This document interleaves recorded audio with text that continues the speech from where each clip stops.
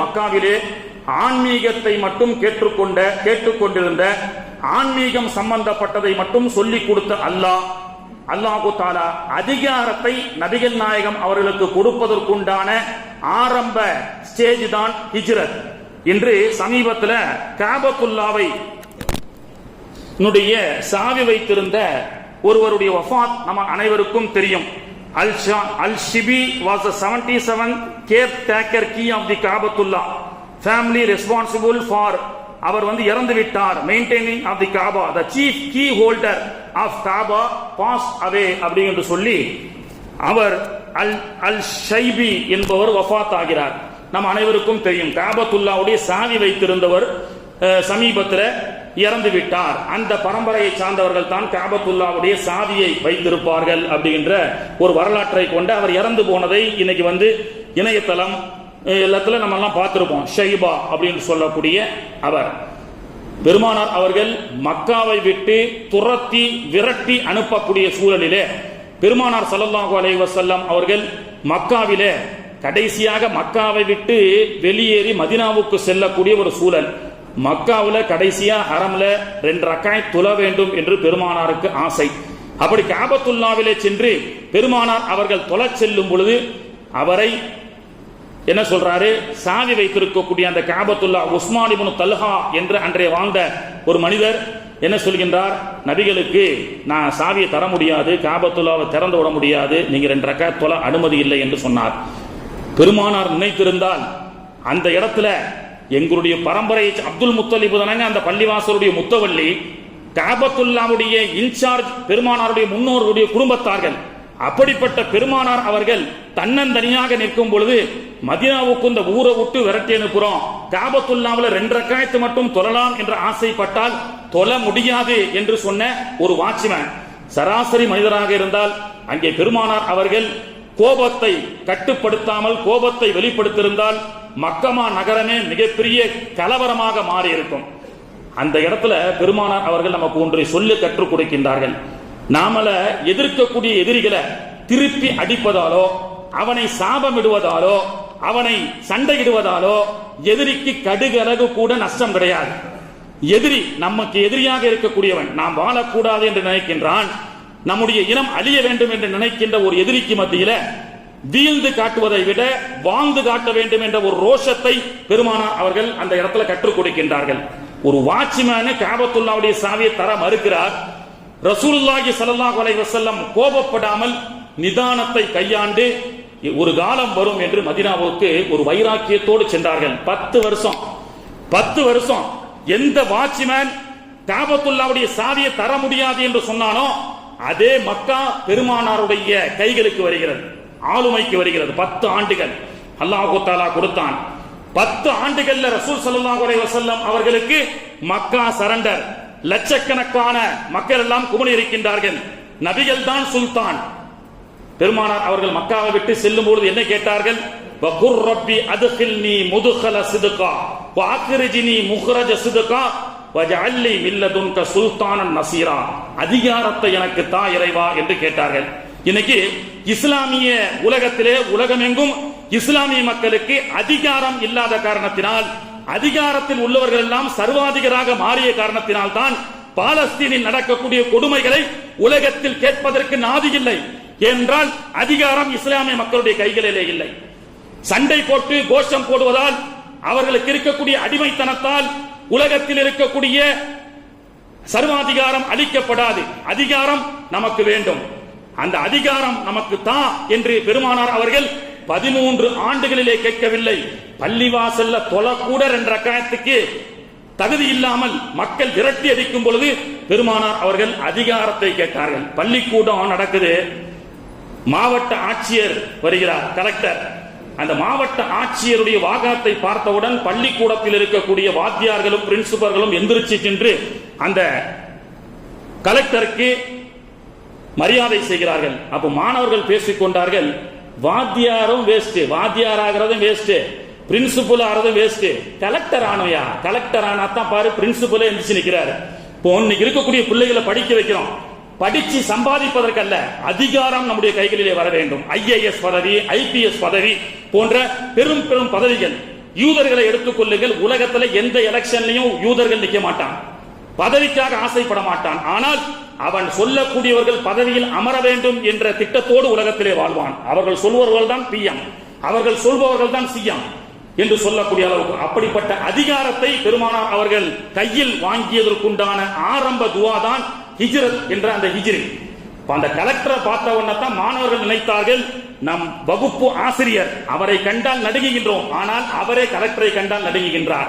நம்முடைய பள்ளிக்கூட பிரின்சிபல் தலைமை ஆசிரியர் அவரை கண்டால் பயப்படுகின்றோம், ஆனால் அவரே ஒருத்தரை பார்த்து பயப்படுகின்றார் என்று சொன்னால் அவர்தான் கலெக்டர் என்று பேசிக் கொண்டிருக்கும் பொழுது அந்த கிராமத்து பள்ளிக்கூடத்தை எல்லாம் ஆய்வு செய்த அந்த கலெக்டர் பள்ளிக்கூடத்தில் எதிரிலே இருக்கக்கூடிய ஒரு குடிசை வீட்டுக்கு பவ்யமாக சென்று அங்கே ஒரு பெரியவர் தூங்கிக் கொண்டிருந்தார். அந்த பெரியவரை அந்த கலெக்டர் எழுப்பி கை கட்டி, ஐயா ராஜதுரை மாணிக்கம் என்னை தெரிகிறதா என்று கேட்டார். மாணவர்கள் ஆச்சரியமாக பார்த்தார்கள்.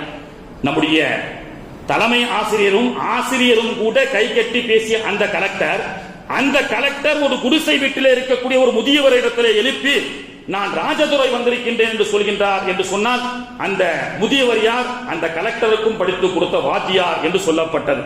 அப்பொழுதுதான் சிறுவர்கள் நினைத்தார்களாம், கலெக்டர் ஆவதை விட அதிகாரத்தை உருவாக்கக்கூடிய அதிகாரிகளாக இருக்கக்கூடியவர்கள் வாத்தியார்கள். எனவே நாம் ஆசிரியராகத்தான் ஆகணும்னு அந்த பசங்க பேசியதாக ஒரு கதையை, ஒரு வரலாற்றை நமக்கு சொல்லிக் கொடுக்கின்றார்கள். ஆக இன்னைக்கு பிள்ளைகளுக்கு அப்படிப்பட்ட அதிகாரத்தை சொல்லிக் கொடுக்க, அதிகாரத்துடைய பதவிக்கு ஆசைப்பட வைக்க வேண்டும்.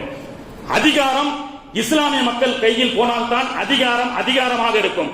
இஸ்லாம் அல்லாதவர்களுடைய எதிரிகளுடைய கைகளில் போனால் அது சர்வாதிகாரமாக மாறிவிடும் என்பதை இஸ்லாம் நமக்கு சொல்லிக் கொடுக்கிறது. அதனால்தான் ஹிஜ்ரத் என்பது நம்ம எதிர்க்க வரக்கூடிய, அழிக்க நினைக்கின்ற எதிரிகளை நாம் சாபமிடுவதால் எந்த பிரயோஜனமும் இல்லை, அவனை திரும்ப வீழ்த்துவதால் ஒன்னும் பெரிய பிரயோஜனம் இல்லை, அவனுக்கு மத்தியிலே வாழ்ந்து காட்ட வேண்டும் என்பதைத்தான் ஹிஜ்ரத் நமக்கு சொல்லிக் கொடுக்கிறது.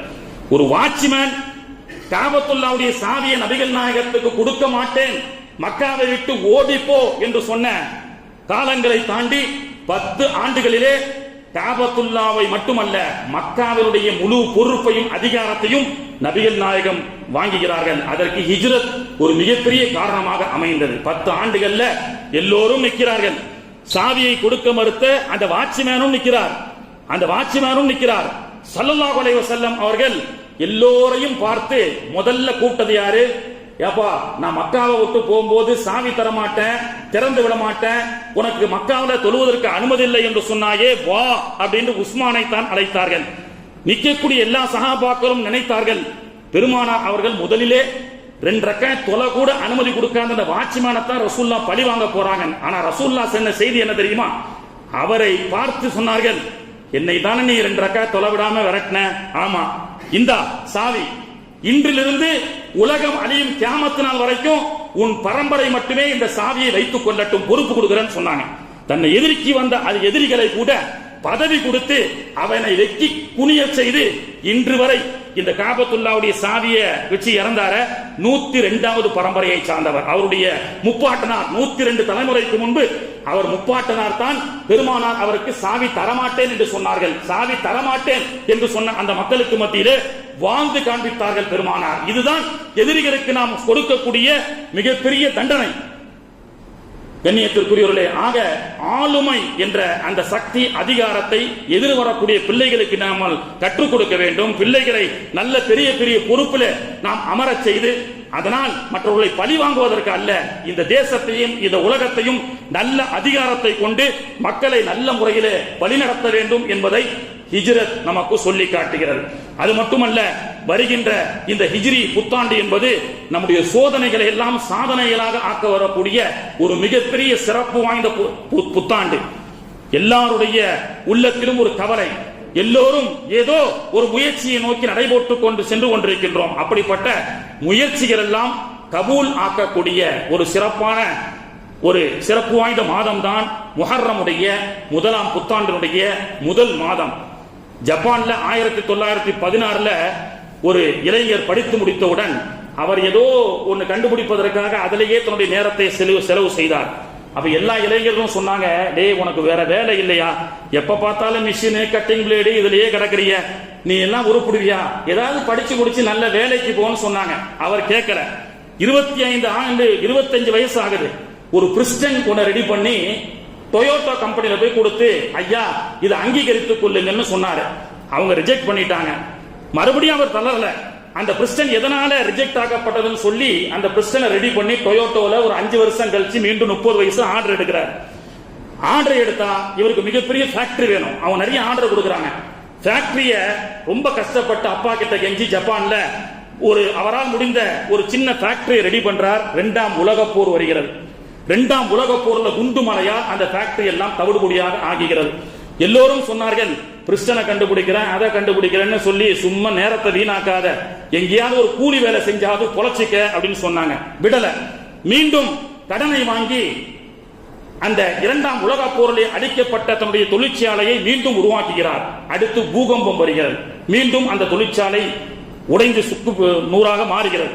இடிந்து உட்கார்ந்து போனார். இன்னைக்கு எவ்வளவோ முயற்சிகள், எதிர்காலத்துல எதையாவது ஒன்று சாதிக்கணும்னு சொல்லி இளைஞர்களும் சரி நாமும் சரி எவ்வளவோ முயற்சி செய்து கொண்டிருக்கின்றோம். ஆனால் அடுத்தடுத்து தோல்விகளா வந்துட்டு இருக்குது அப்படின்னு சொல்லி தோல்வி அடையாதே.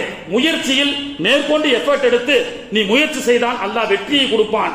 இஸ்லாம் அல்லாதவர்களுக்கே அல்லாஹ் வெற்றி கொடுக்கும் பொழுது அல்லாஹ்வுடைய அடியார்களுக்கு அல்லாஹ் கொடுக்க மாட்டானா? 30 ஆண்டுகளுடைய போராட்டம். எல்லோரும் அவரை இனிமேல் நீ உருப்பட மாட்டே என்று சொன்னார்கள். ஒரு நாள் பூகம்பம் வந்து பசியில இருக்கும் பொழுது ஒரு சைக்கிளை பார்க்கிறாரு. பிறகு புல்லு வெட்டக்கூடிய ஒரு மிஷினை பார்க்கிறார். சைக்கிள் கால்களாலேயே மிதிக்கணும், அதுக்கு ஒரு மிஷினை செட் பண்ணலாம்னு சொல்லி மிஷினை செட் பண்ணி சைக்கிளை பைக்காக மாத்துகிறார். சாய்ச்சிரோ ஹோண்டா என்று பல கோடி மதிப்புள்ள ஹோண்டாவுடைய கம்பெனியுடைய உரிமையாளர் தான் சாச்சிரோ ஹோண்டா.